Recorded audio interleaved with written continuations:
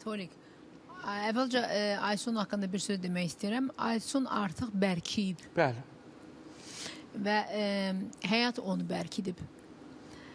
Bayaqlarım bir şeyə toxundun. Sən dedin ki, Aysuna dedin ki, sən yəni çəkinmirsən, bu sənə anandan mı keçibdir? Yəni sözünü deyirsən, hərəkəti verirsən. Sözsüz ki, bizim evlatlarımıza bizdən nələrsə keçir. Bəli. Analardan.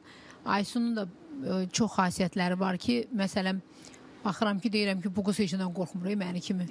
Bax, o xasiyyətlərində görürəm ki, bəli. Amma Yağmur bir başqadır. Yağmur çox sakitdir. Diplomatikdir. Hə, çox da sakitdir. Bəlli bir nəsil kökü var da, oxşayıb olaraq. Bəli.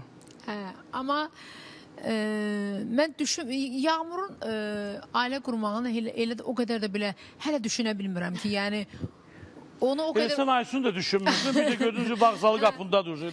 Yağmur o qədər belə, özü böyüyüb, ancaq hələ də mənim gözümdə Yağmur elə biləm ki, elə o uşaqdır. Sənin gözündə Aysun da uşaqdır, bax, mənə ki, bugün özü özəlini... Amma Yağmur, nə bilim... Hələ də başa düşə bilmir, hələ də deyir, ay bala, mən inana bilmirəm, sən işləyirsən, səhər arada yığır deyir, mən inana bilmirəm, sən o qızsan, saat 2-yə qədər yatırır. Yoxdur, mən qonşunun qızıyam. Mən də Ərdəm Ulanı mənə tanımayanda videoda deyirəm ki, mən deyirəm, qonşunun atasıdır. Hə, Yağmuru inansan özüm də deyirəm. Deyirəm, ay bala, bu tezdən yuxudan duran adam deyil. Amma tezdən yuxudan durur, işinə gedir. Və sonra görəm, göndərim, amma bu nətərdir, xoşuma gəlir, bunu belə eləmişəm, bunu eləmişəm.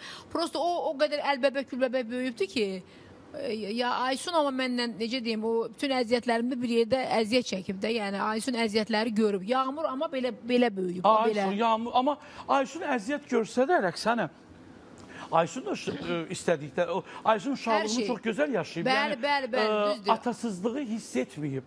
Amma bir şey var ki, Aysun, yəni Aysunla padroqa kimi olmuşam da. Aysuna çox şey məsələn deyə bilirəm, onunla hər şeyi danışa bilirəm. Amma mən elə deyim. Yağmurun biraz xasiyyətləri, o biraz uşaq kimidir. Sən oxşamısan axı?